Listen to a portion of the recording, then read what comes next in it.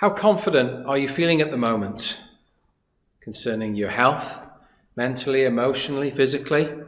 What about your family? How confident are you with them and your friends about getting through this whole crisis unscathed? How confident are you concerning your future, finances? Because so much is just all up in the air at the moment, isn't it? Who knows how things will turn out? You see, if we're Christians, we know that God knows, of course, don't we? So crucially, if we're his believers, we must turn to him every day. We're going to do that in this standalone Bible study by just reading and looking at Psalm 46. It's one of the most quoted and loved of all the 150 Psalms. But as we look at it, I want us to ask this pertinent question. Although you may know it, you may have read it countless times, you may have even quoted verses from it, sent them to friends.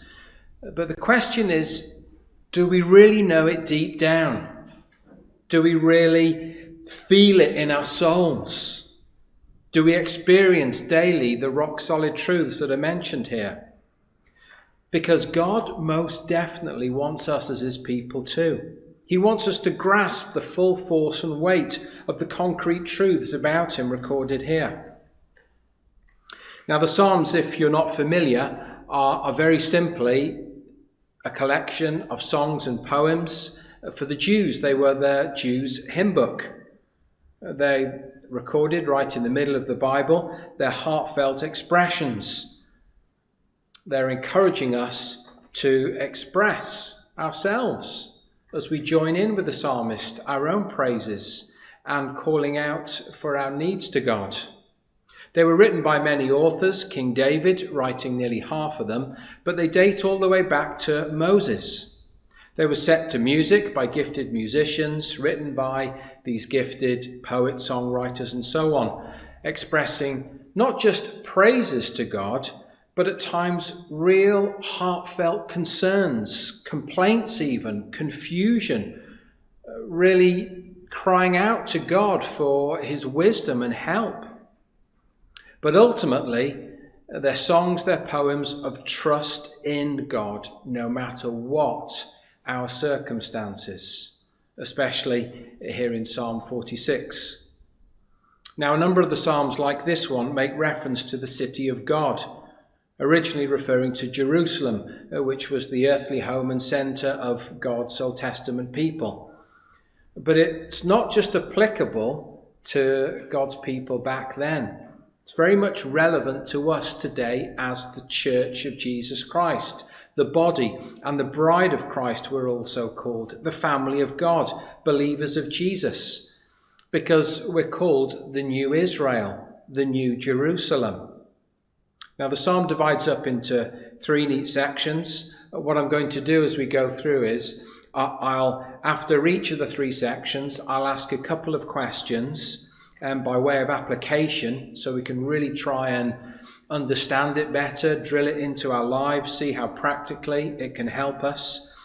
You can just stop, pause at that moment, or you can just carry on listening to the whole thing and then reflect on those questions later. But let me read this glorious Psalm 46. God is our refuge and strength, an ever-present help in trouble. Therefore, we will not fear, though the earth give way and the mountains fall into the heart of the sea, though its waters roar and foam and the mountains quake with their surging. There is a river whose streams make glad the city of God, the holy place where the Most High dwells. God is within her. She will not fall. God will help her at break of day. Nations are in uproar. Kingdoms fall. He lifts his voice. The earth melts. The Lord Almighty is with us. The God of Jacob is our fortress. Come and see what the Lord has done, that the desolations he's brought on the earth. He makes wars cease to the ends of the earth. He breaks the bow and shatters the spear. He burns the shields with fire. He says, "Be still and know that I am God. I will be exalted among the nations. I will be exalted in the earth. The Lord Almighty is with us. The God of Jacob is our fortress." Now, the first section we're looking at, the first 3 verses. I've called them the declaration of confidence. I love the way the writer unashamedly and unapologetically simply gives us this direct statement of who God is to us, his people. He is our refuge and strength. But if we're wondering, when is he? How often is he our refuge and strength? How dependent is he going to be our refuge and strength on our behaviour? Well, we're left in no doubt as to the answer in the next phrase in verse 1. An ever-present help in trouble. Never dependent on anything we ever do. Just an ever-present help in trouble. I love the fact that sometimes the Bible just shouts it, says it loud and clear, simply what it means. No one in the world, however daft or even slow on the uptake, can be left in any doubt how much he can help his people in times of trouble. But in case we're ever tempted to doubt his help, the psalmist goes on in the next couple of verses, 2 to 3, to speak of extraordinary cataclysmic events happening. And yet we still, he says, don't need to fear. That's how confident he is in God's help. So even mountains falling into the heart of the sea. You may have seen some fictional films about events like this, the world's under siege or attack, or there's this huge flood, or different things that are happening, and the world may even be suffering a pandemic. Oh, right, yeah. We know something about that, not fiction. But the truth remains. Despite the COVID-19 crisis globally, we need not fear. We can be confident in God. Martin Luther, the reformer who under God's mighty hand started the Reformation 500 years ago, he loved the Psalms. Many think that Luther, as a Catholic monk, it was his reading of the book of Romans and God's grace that opened his eyes to the truth. It showed him the errors of Catholicism and their false interpretation of the Bible. And it was reading Romans that saved him. But it was also the Psalms that had a profound effect on Luther. He loved to study them. They brought him such comfort, and they gave him real clarity on God's call on his life, despite the difficult circumstances. He even had to flee for his life and go into hiding. On occasions, Luther, though, really did fear that the Reformation might be crushed. Such was the hostility and the hatred and the might of the Catholic Church. This caused him at times to get terribly discouraged and depressed. And to help sometimes during these times, Luther would go to some of his friends, fellow reformers, and say, "Come on, let's sing Psalm 46. He'd written his own version of it and called it a hymn that sung, "A mighty fortress is our God."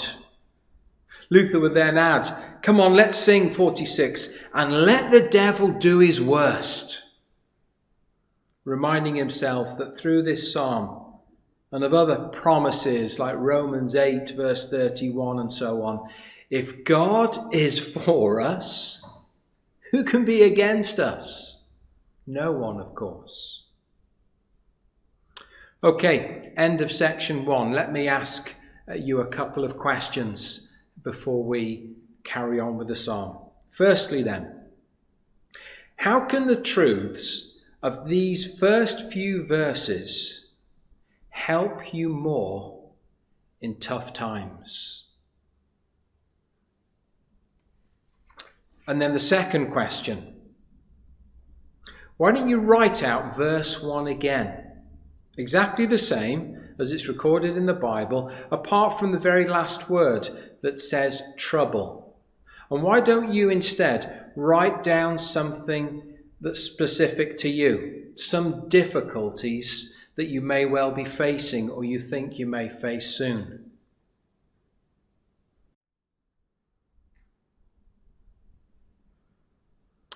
Right, the second section is verses 4 to 7, calling this the secret of our confidence.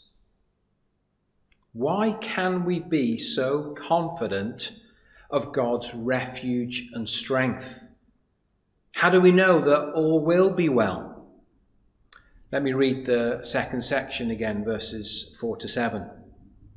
There is a river whose streams make glad the city of God, the holy place where the Most High dwells. God is within her. She will not fall. God will help her at break of day. Nations are in uproar. Kingdoms fall. God will help her. He lifts his voice.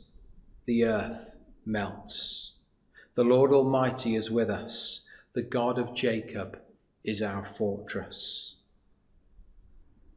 How do we know that we've got this help and we can be guaranteed it? What's the secret?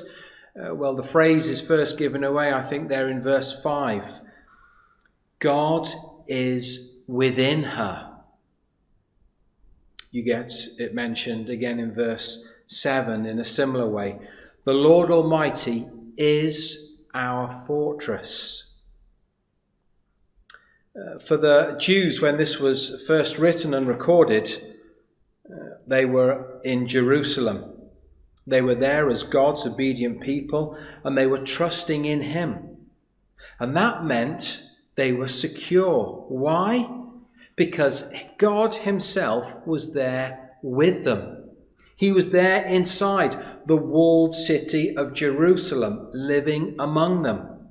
He was their real fortress, not the walls, however impressive they were.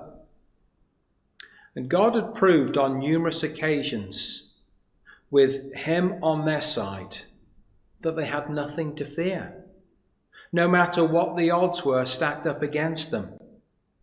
This is our God, who for the Jews back then, they remembered and they shared stories of so many things that God had done for his people.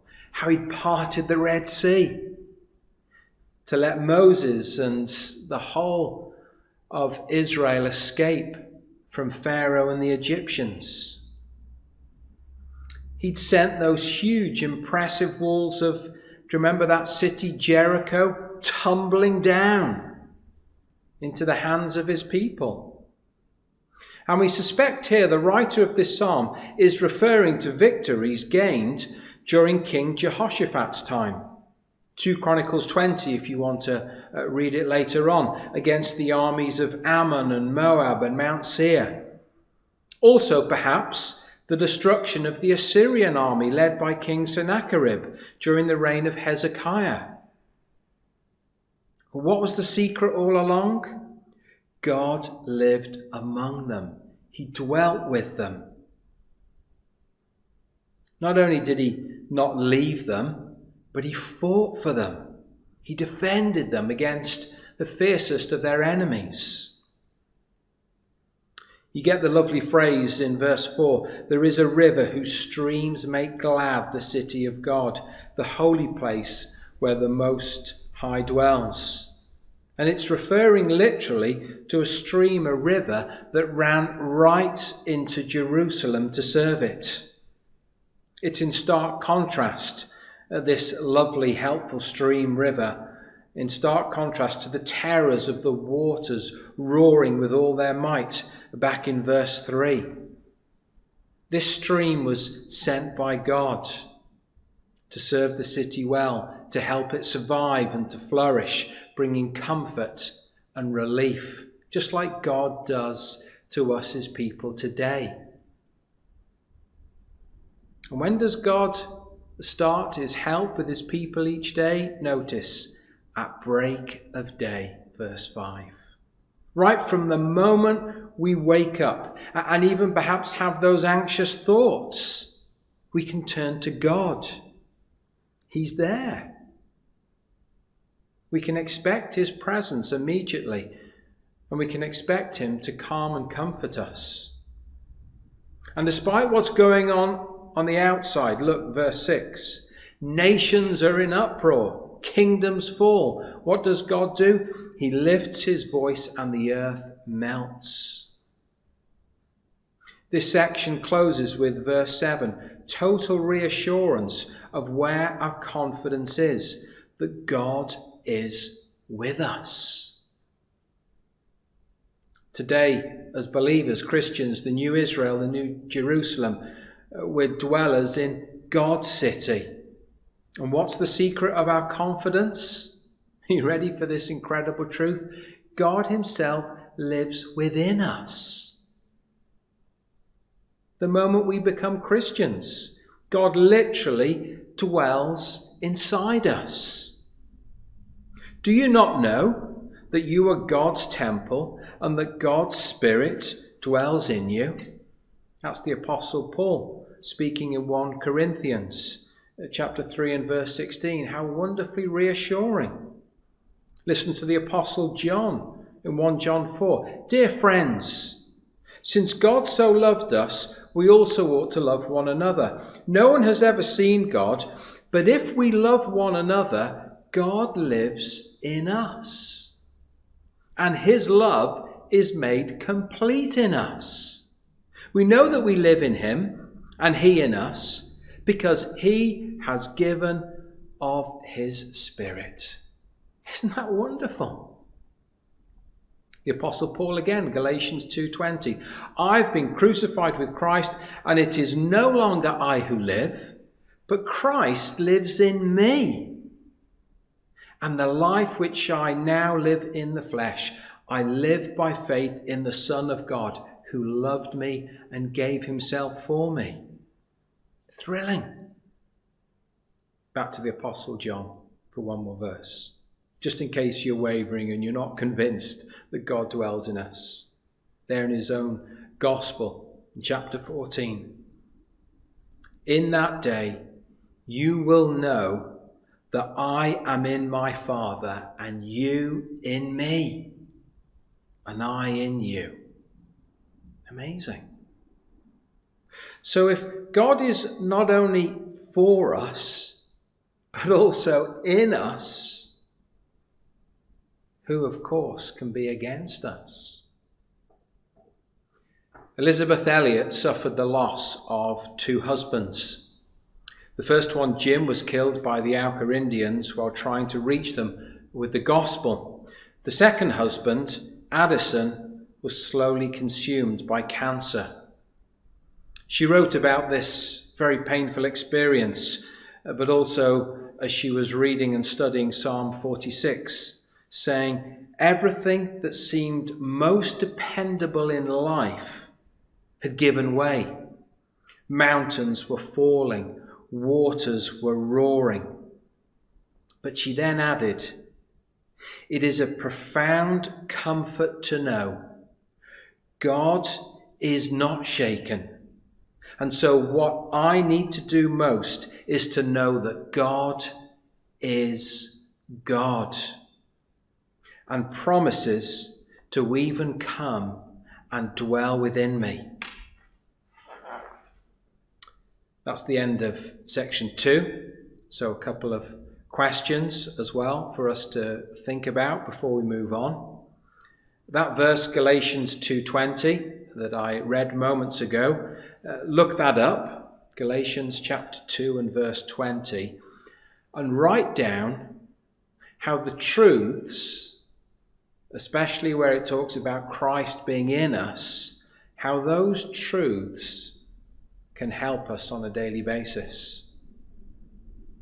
And then the next question.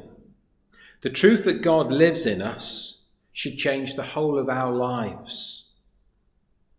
So let me just give 2 examples and ask how knowing that truth may it help us perhaps respond to these things. So the first thing is, because of the truth that God lives in us, how might we respond better perhaps as we listen to the world's media? And then secondly, knowing the truth that God lives in us, how might we respond best, even if we had to receive personally bad news?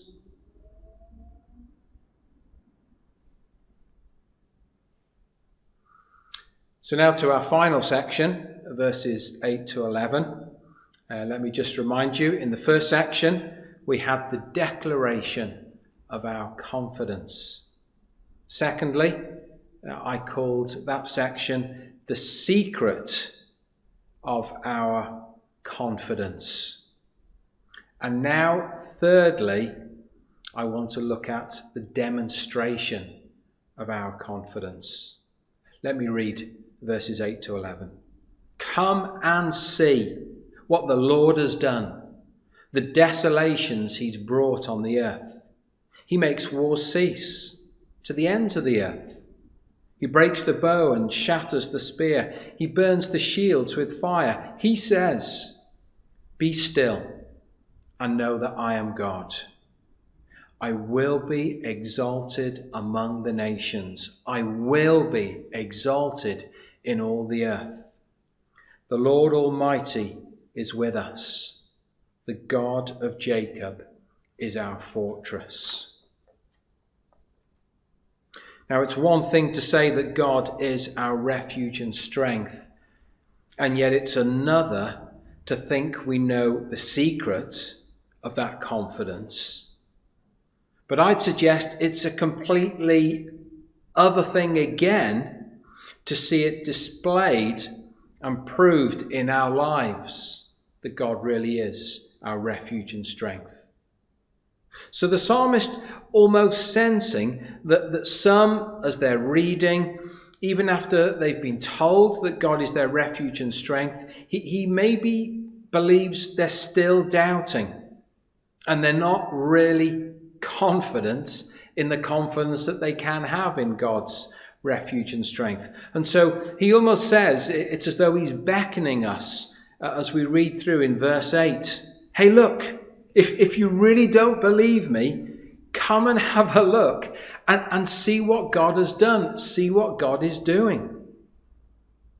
For the original listeners, they could have reflected very immediately on some great deliverance that God had brought about to them there in Jerusalem, smashing their enemies, defeating them despite the size and whatever the enemies were promising they were going to do to God's people. But this whole final section is a plea for us to stop, to reflect, to take stock of all that God has done and all who God is. He says infamously in verse 10, this is God now speaking, be still and know that I am God. And so by implying that, I would say that we will never know that God is God as we should know him, that he is in control, that he is sovereign, if we continually shut him out by rushing around and not stopping and not being still, by instead looking at all the chaos, listening to all the chaos, getting overwhelmed by it, listening to the lies of the devil that he's more than ready to tell us. He's whispering to us right now. Maybe he's shouting loud and clear. How on earth could a God of love allow this pandemic? How could he allow it to happen on such a global scale? So if we don't still and stop and rest, we will let all these other voices speak to us and dominate and determine how we feel and how we respond. And we'll miss out on so much that God wants us to know. God knows all about this pandemic. And maybe one of the reasons he's allowed it in his mercy is to get this broken, fallen world that is decaying, and ultimately one day will be swept away and everything will be made new again. But in the meantime, God is allowing it to try and get our attention to be still and to know that he is God. To know that he's on the throne. To know that he's in charge. I was praying again for Boris Johnson, our Prime Minister, this morning. And I was praying that during his time of recuperation, while he will have undoubtedly more time on his hands than he would normally have, that he really would be able to stop, to be still, and to reflect on life and what it's all about. To reflect on God and who he really is. And that this enforced rest that God has put on him, and in this time, God would open his eyes to see his personal need of God. But also that he would see his need for us as a nation, that ultimately our only confidence can be found in looking to God. Surely every single one of us must use this time to genuinely be still and know that God is God. Maybe for some of you, though, this time has been busier than usual with extra responsibilities. But even in all the rush, however busy we are, it's essential that we briefly, however it is for some of us perhaps, stop, are still, and reflect on God and know who he is. Know him to be the rock that we can run to and hide on if we need, hide under. Know him to be the rock that we can stand on and be confident. Because notice it goes on in verse 11 and it says, God will be exalted among the nations and all the earth. Now that's regardless of whether you and I are still or not, of whether we stop and whether we look to him and trust him. So let's not miss this fabulous truth. Let's stop and see he's even using this situation for his glory to cause many to turn to him and trust him. And see that ultimately everything in life, everything else fails us. Let's look at the rewards if we do stop and we take it all in what God is doing and who he really is. We get reminded of this remarkable truth in verse 11. The Lord Almighty, not just anyone, the Lord Almighty is with us. The God of Jacob is our fortress. Maybe previously you've been ready to cave in at times. Maybe at the moment you might be feeling overwhelmed with helplessness because everything does seem out of control and there is just no end in sight. But we can know that whatever we face, God is with us. He's our fortress. Little kids maybe have said on the playground at times when threatened by a bully, "Well, I bet my daddy is bigger than your daddy." Well, with Almighty God as our perfect heavenly daddy, no matter what we face, we can always say to whatever comes our way, our daddy is bigger than your daddy. He's mightier, he's better than anything and everything that the world throws at us. Because we ultimately know, and wonderfully we've just been reminded of it, haven't we, as we've gone through the Easter weekend and we finished there with the empty tomb, the resurrection of Jesus, that not even death can bully us. Because death is not the end. It's only the beginning of endless perfection and eternal bliss, dwelling with the Lord forever. On the day he died, John Wesley, the famous 18th century evangelist, said these words that I'll mention in a moment. He had a remarkable journey. He began life as a Church of England minister vicar, but got thrown out simply because he preached the Bible. He preached the good news of Jesus. And because of that, they threw him out. So he took to the open airs. He took to horseback. He went up and down the country. Hundreds, thousands of miles he rode, sharing the good news of Jesus. But on his deathbed, he said these very famous words, and some of you, I'm sure, will know them.